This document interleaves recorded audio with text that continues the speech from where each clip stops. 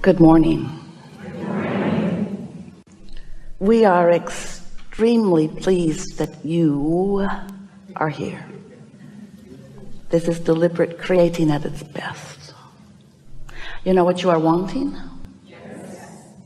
You do you? It's hard to isolate that, isn't it? It's a moving target. What you want keeps changing, doesn't it? Do you change with it? Your desires are born from what you're living. You can't stop those rockets of desires. When life helps you or causes you to calibrate by your observation of a situation to something unwanted, without you being consciously aware, you are simultaneously calibrating to something that you do want. You just can't help it. When you know what you do not want, a rocket of clarity in this equal calibration wave is born.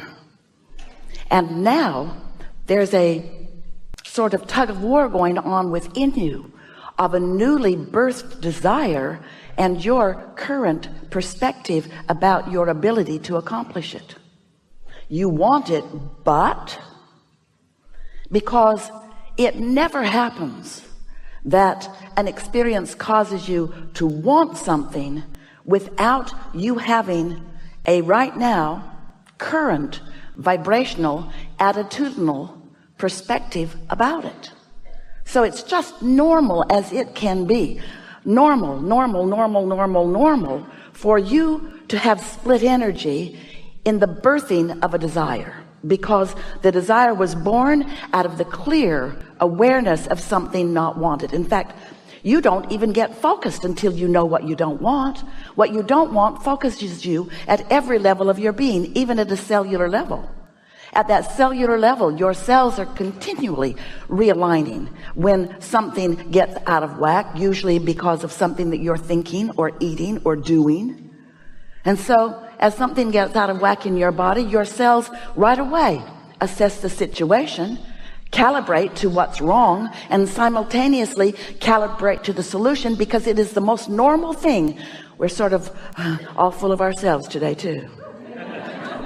Because it is the most normal thing in all of the universe that when some focus about something occurs, that the improvement occurs simultaneously, because we are all continually evolving, aren't we? So when you know what you don't want, you know what you do want at some level of your being, maybe not consciously, but now you've launched rockets of desire. We like so much to explain that to you. And those rockets of desire, those solutions to problems and answers to questions, are happening all around you all day, every day. And the cooperative components to your solutions are being gathered.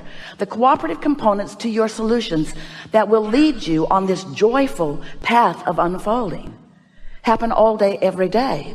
But you are often not in the vibrational vicinity of the solution, because you're still justifying the problem, still wanting others to understand that you've got a problem, still trying to explain to them how long you've been in this problem and how much you don't like this problem and how unfair it is that you have this problem. And so as you keep calibrating to the problem, well, the good news is the more you calibrate to the problem, the more you calibrate to the solution. In other words, we need to tell you, you have a split personality. You are you, but you are you, you know? In other words, you were source energy only before you came into this body.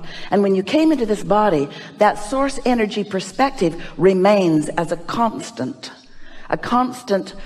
evolving light, a constant evolving point of attraction.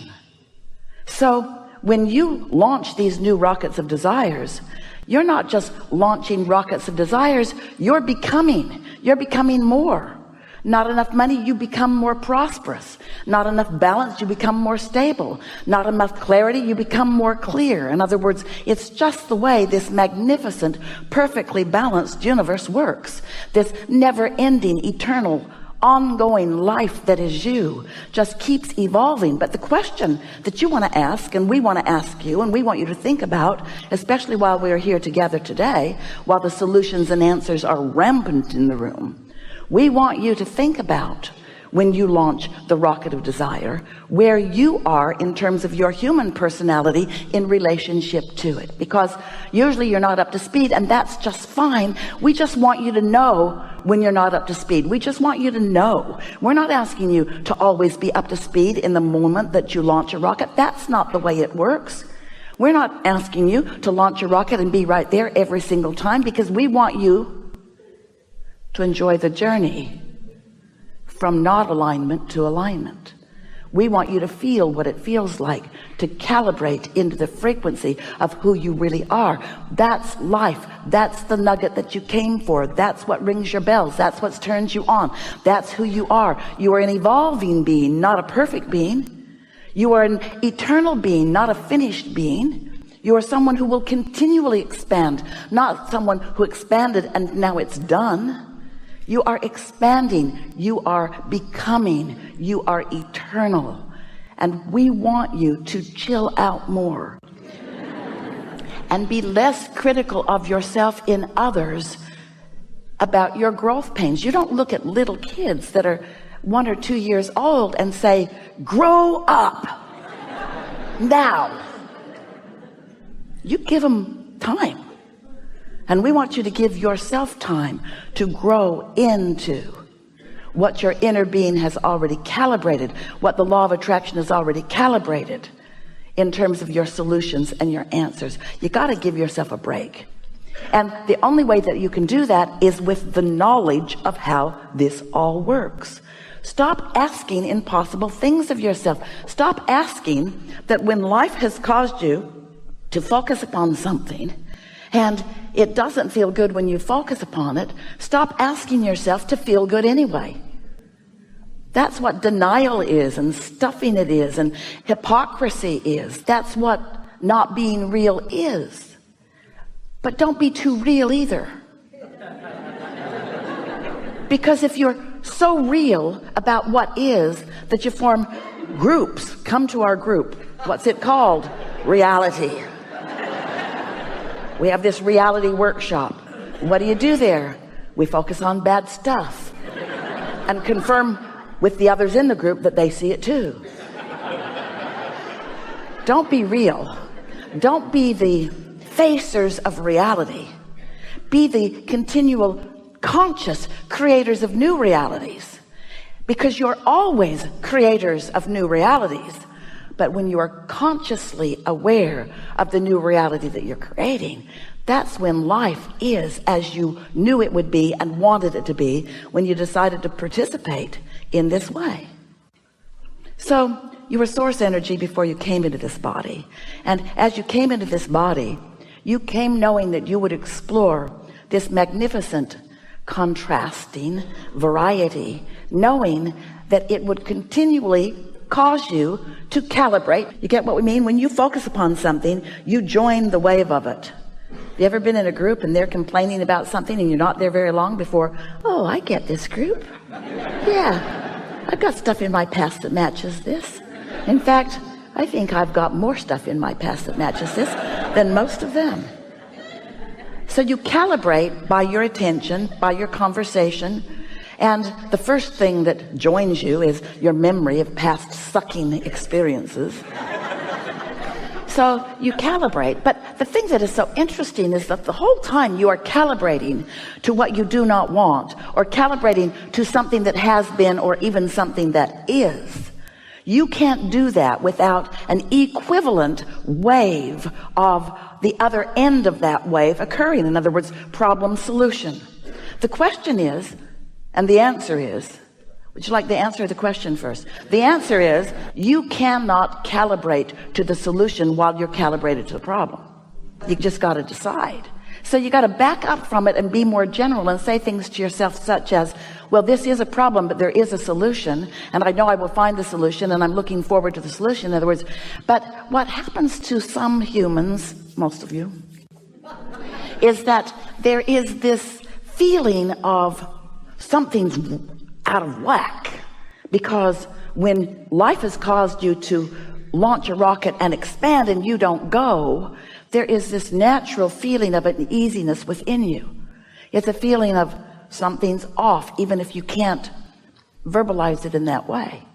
And so what humans do, you've learned it from each other, when you feel like something is off, you feel a desperate need to explain why, to justify it, to defend it. Now, what's up with that? Well, no point in spending a lot of time there, but let's just say that it's rampant in your community.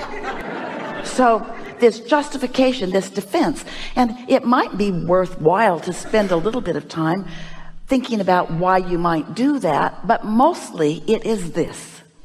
It is that, hear this.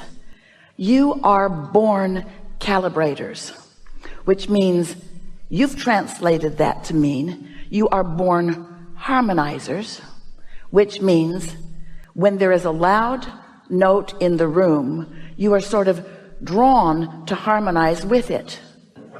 So if people are complaining, no problem. I've got material. People are afraid. I've been there. I can stir that up in a moment's notice. Not enough money? Oh. Let's capture all the rich ones and kill them. So that harmony is a natural instinct, isn't it? But you're misunderstanding the urge to calibrate, the urge to let life launch the rocket of desire, but then calibrate to the desire, not to the absence of the desire that started it. You following us? So we'll be talking today, every chance you give us, to talk about calibration, because calibration simply means finding the harmonic chord. And the thing that most humans have been confused about is that you have such a strong harmonic chord of well-being, of love and expansion and fullness. And it's the most natural thing in the world that when you get crossways of it, that it feels bad to you. And then it's a sort of natural thing that you then try to find something to calibrate to that helps you defend it or feel better. But feeling better about things that feel terrible is not your path. Making terrible things feel good, in other words, putting up with them, compromising to them, joining the sacrificial group that is happy to complain incessantly for decades, that's not who you are. And so we're just asking that you pay a little bit of attention now that you have this clear point of view, that you be more desirous to calibrate to the new desire that has been birthed rather than to the absence of it that you may be standing in the middle of.